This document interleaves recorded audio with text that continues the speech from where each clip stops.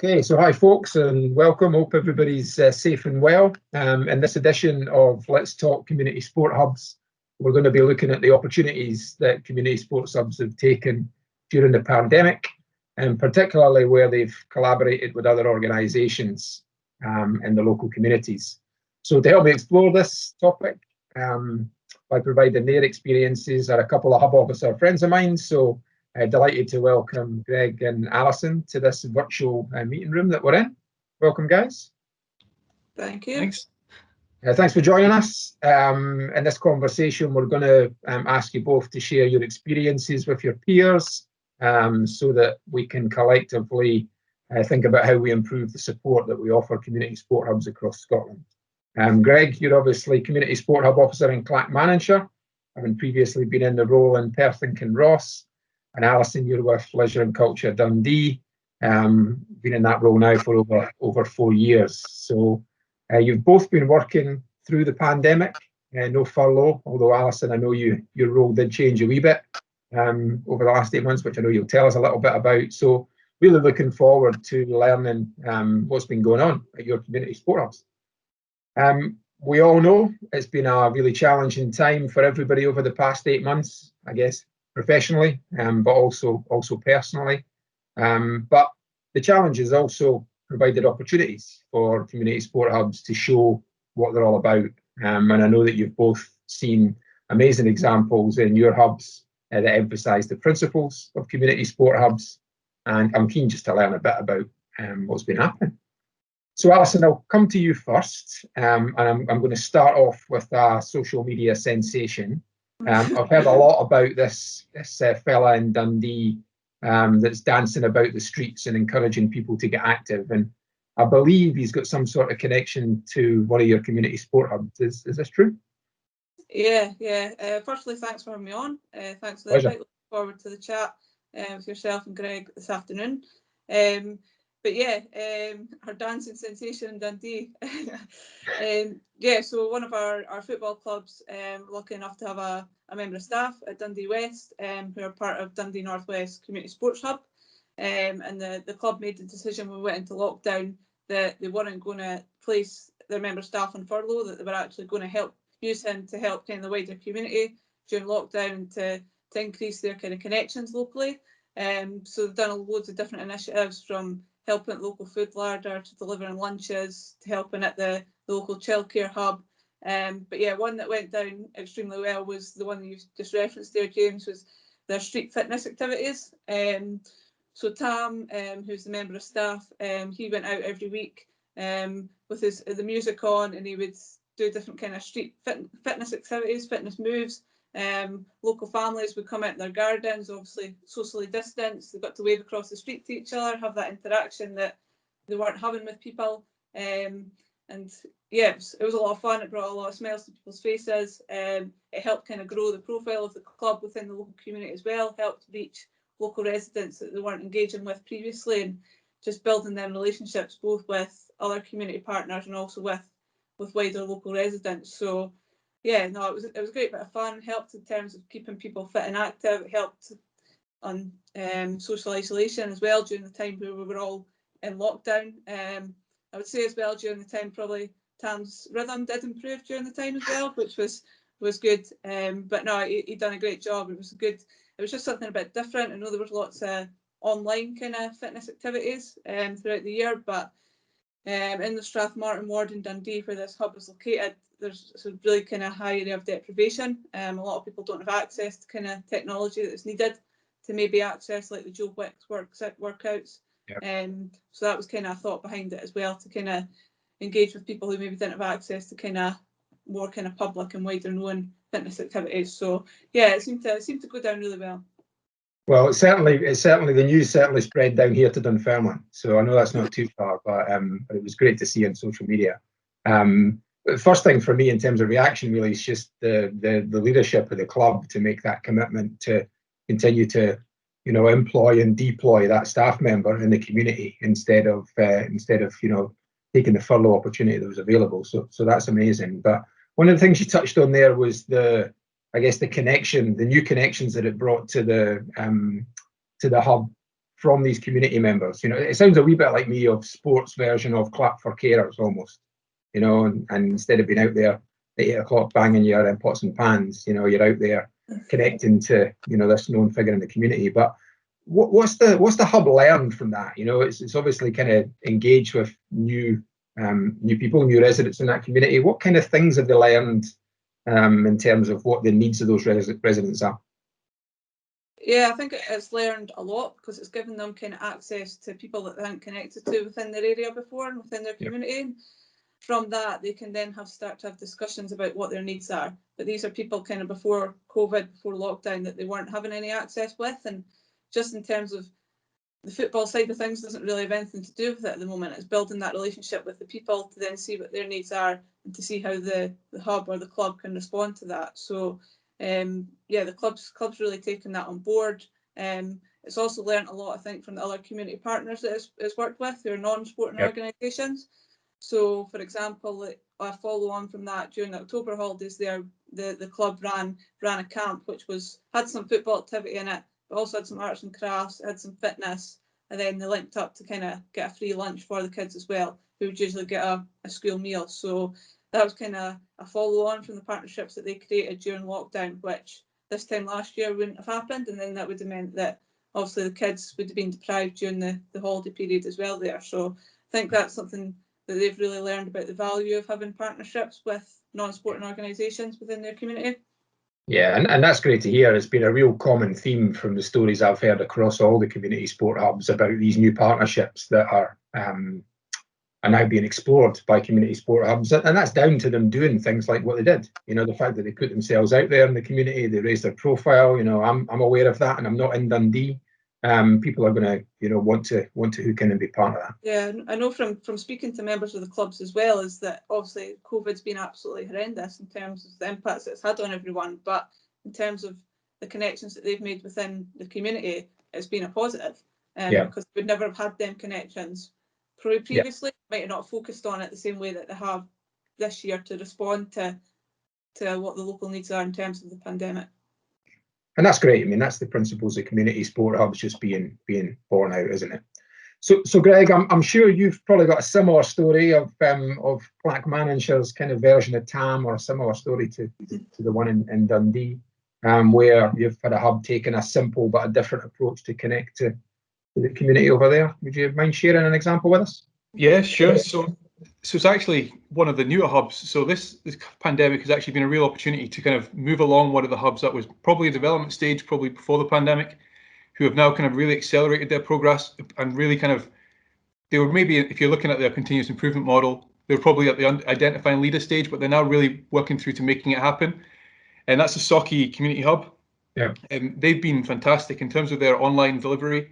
So the clubs really got together at the beginning of the session and kind of the beginning of the hub to really identify that they needed to do something throughout lockdown. And some of the clubs within that were really proactive online, and they were sharing a lot of resources between that. We had some really good examples of some of the clubs, such as judo, linking up with a club in Jamaica and doing some sessions online. And then we had a dance club linking up with New York.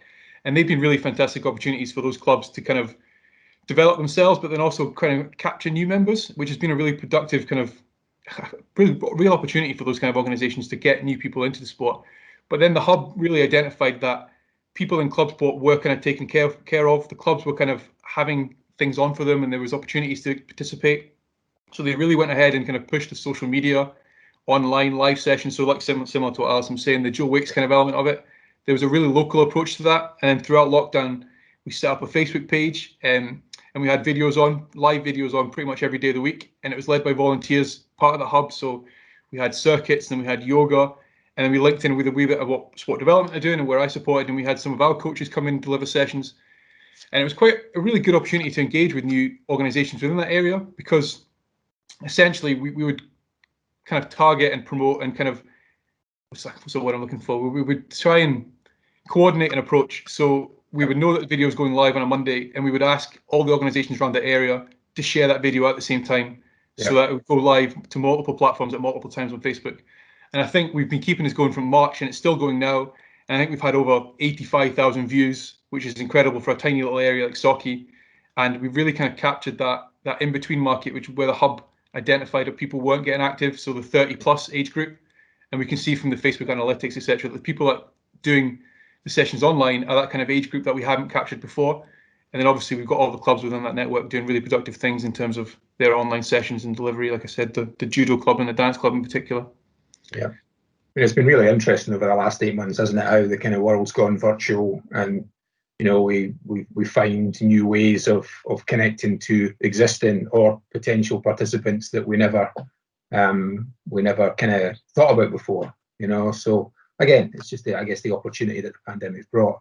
I'm keen to just draw straight lines between kind of work you guys are doing and the kind of reference points for the project, Greg. So what would you say was the kind of main principle that was kind of emphasised from that kind of social media example you're talking about in Socky there? Well, I think it kind of obviously starts off with a kind of growth of participation. I mean, we would never get those numbers in any kind of activities we were doing within the club network or kind of the wider network within Socky. But I think it really has led on to kind of supporting community leadership. Some of those people who have been volunteering have really stood up and stepped up. Have really taken on a kind of bigger role within that. And also one of the benefits that we've had so far is that we've engaged new people, and that's now, we've launched a volunteer campaign a couple of weeks ago on the Facebook page to try and get some new members in, and we had 12 new members of the public just get in touch saying we want to help in any way we can. And I think for a hub that had just started out and really hadn't had that kind of structure and organisation in the first place, it's now really got a core group of people who are really passionate about the community, and they've been identified through engaging with the stuff we've done on Facebook. So I think the community leadership element of it, there's obviously a community need identified by the fact that that age group was something that the community identified as a group that weren't getting active, especially at the beginning of the pandemic when people were on furlough or a bit more, and there was a real need to have things on at home that people could do and get active with.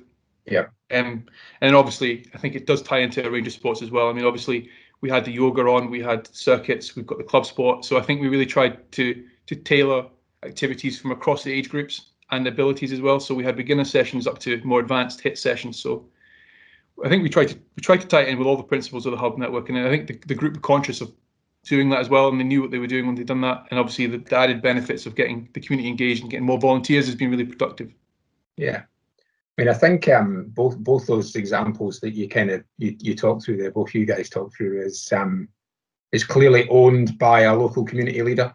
Someone stepping up and taking ownership of that. I'm going to stick with you, Greg, in terms of this next question, but I'm keen to understand a little bit about your role in supporting those community leaders, and maybe how easy or how hard you find that. And again, just some honest answers here, just about that type of role. I mean, Socky's a good example. It's a kind of new environment, bringing people together for the first time, and then I'll maybe come to you in a second, Alison, just about maybe working in some of those more long established hubs. But what's your role in supporting those leaders? Yeah, so obviously, I mean, as I said, the hub were at a really early stage, so it really did take a bit of work to kind of get things up and running, and there was a lot of support needed to get those leaders comfortable to a stage that they could kind of take on a bit more responsibility.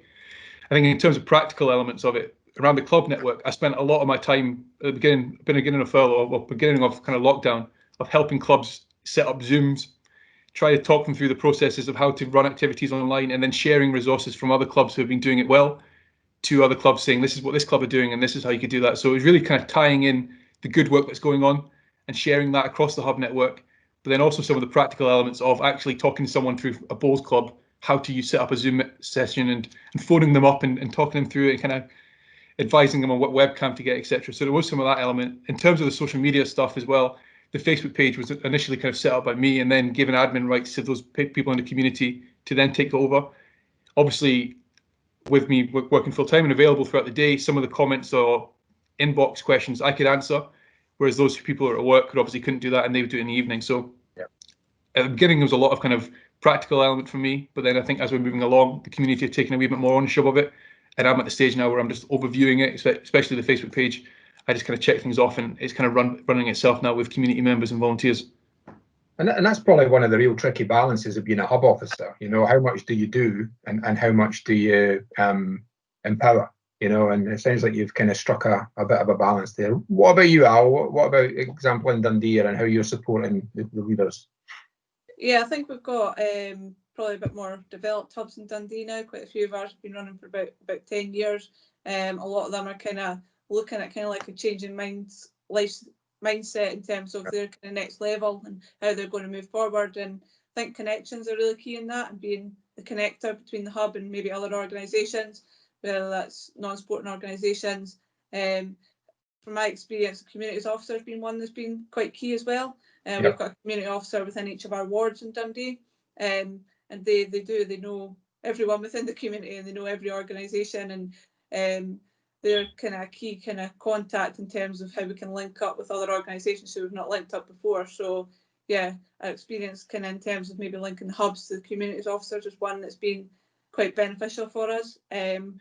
With kind of one group as well, we've also kind of done a mapping exercise, which was just kind of pre-COVID, in terms of kind of like all the non-sporting organisations in the community, just to increase the leaders' awareness of who they actually are.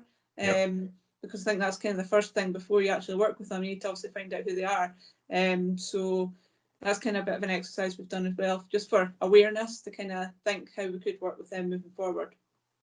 Yeah, that's great. I guess a couple of really good tips there. Just, you know, as a professional officer, doing the legwork and doing that scan of who's around. And I really like that advice there, that, you know, you can use partnerships, a bit like how the clubs and hubs themselves are using partnerships to engage participants. You guys can use partnerships with other professional officers and communities that know more about some of the issues than you do to make these connections, which is great to hear. I think so. There you go, Greg. I think that's an important point. I think the kind of connections element of it is using those connections to target those people who wouldn't be active without that. So I think with the Facebook page, we really tried to get organisations who we weren't connected with at all in terms of kind of their participants, and really try and get them to promote sport into something that they haven't done before. And it was a really good opportunity to build those new connections as well, because it was something that everyone could see the benefit of. And I think from that, the relationships have been built now. So going forward, the organisations are now more kind of twined with the hub. And I think going forward, there'll be really kind of productive discussions and projects going forward. So, yeah, I mean, both you guys are we're a wee bit later to the hub party. You know, we're kind of 10 years into hubs now, and I know Alison had been going in Dundee for a while. You've kind of been through half of that journey, and Greg, you're probably not far off that between your time in P&K and Clacks. But we did say from the get-go that our vision for hubs was that they were rooted in the community, and now we're really seeing hubs themselves, with your support, make some of those partnerships and make some of those relationships, which is great. The second thing we're seeing, I think, is creativity. And I mean, I'm kind of bore people with, you know, remembering slides that I used back in 2010. But when we first started talking about hubs, we used a slide that talked about we've got an opportunity to be creative here and do things differently. It was obviously a link to 2014 legacy at that point, and it gave us a chance to talk about creativity. I think both the examples you guys have shared about proactive community sport hubs taking an opportunity to support their community in a new and creative way is what you've demonstrated. I'm keen just to find a bit about both of you guys, and I'm going to start with you, Alison, on this one. Just what you learned from those examples, and how then you're going to translate that creativity to other community sport hubs that you work with. Yeah, I think everybody's just learned over this period of time that how important sports clubs and hubs are in the community, in terms of even when sport's not been there in the traditional way that we all know it, then clubs and hubs have really kind of stepped up and provided in a different way and supported kind of the priority needs in their community, whether it be food deliveries or telephone calls, check-in calls. And I think wider people within the community have really appreciated that, and probably increased the profile for whether it's individual clubs or whether it's a collective hub. And I know through discussions that I've had with some of kind of my volunteers as well, they've really noticed through this time what influence their club can have on people's mental health and isolation, and they've really realised that over this time, which I think is really positive for us moving forward, working with them clubs. And I guess, you know, Dundee's not a massive authority, is it? So I'm assuming that a lot of your other hub leaders will know this guy. You know, they'll know Tam. You know, they'll know a bit of what he's about, and they'll maybe be curious from what they've seen as well, which is great. Yeah, we hosted as well. We hosted a couple of club kind of support webinars to help clubs in the recovery, and one of them we invited Tam along to share kind of his experiences throughout COVID. And I know from speaking to some other clubs that were on that, they were kind of inspired by what he was saying, and they kind of take that back to kind of their vision for their own hub, which is really good as well.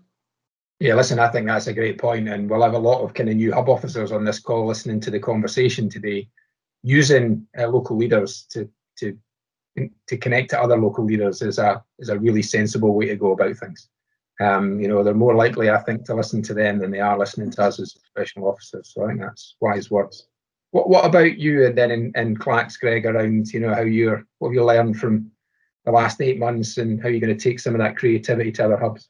Yeah, I mean, I think creativity is a big one. I think having hubs be creative and be proactive is probably the biggest thing. And I think that other hubs have now seen the success of Socky, especially around the numbers they're hitting in terms of the community engagement. And I think the idea that we've now got 10 to 12 new volunteers just from engaging in activity to now lead on hubs, I think will be massive, because every hub's looking for more volunteers to kind of make things happen more often. So yep. I think the learning from that, that sport can go wider than the club network, and through the community to those people on the ground who have no association with sport can make a difference, and those people want to be involved in making the community better. And I think that's probably the biggest bit of learning in terms of the hub network, is that they can really get out there and get people who haven't been associated with sport into the hub network to really make the community better and drive it in from a community level, and maybe link in with clubs as well, because clubs are, like I said, Alison said, clubs have been so ingrained in the community and so engaged in the community that their profile's been raised now, and there's a really good chance to kind of capture that and to show the good work, and especially kind of changing, if you're talking about the changing lives mindset, etc. The clubs have been thinking about that for a while, and this is really showing them that they can do it, and the benefits for that as well for the community and themselves. Yeah, listen, I really appreciate you guys just sharing your examples with me today. I know you've got many more of them. I think you're bang on there. Never now more than ever has the Change Your Lives approach been relevant in sport. We've all been through a heck of a lot, some a lot more so than others, and I'm really pleased to see that there's a number of community sport hubs across the country, particularly in your guys' patch, that are opening up to that approach, being a little bit more person-centred, a little bit more thoughtful in what they're doing. Because for me, that just makes the sporting system a heck of a lot better. A huge thanks for openly sharing your reflections on the opportunities that the challenge of the last 8 months has presented us. We do see sport as a critical part of communities, and as we rebuild as professional officers, we've got a real responsibility to be supportive. You guys have given some great examples of where you are being supportive. So I would encourage everybody that's listening to this call to reflect on what you've heard and think about what it means to you, and see if you can make a change in your work role. So big thanks to you guys for your time. It's much appreciated, and enjoy, everybody. Take care.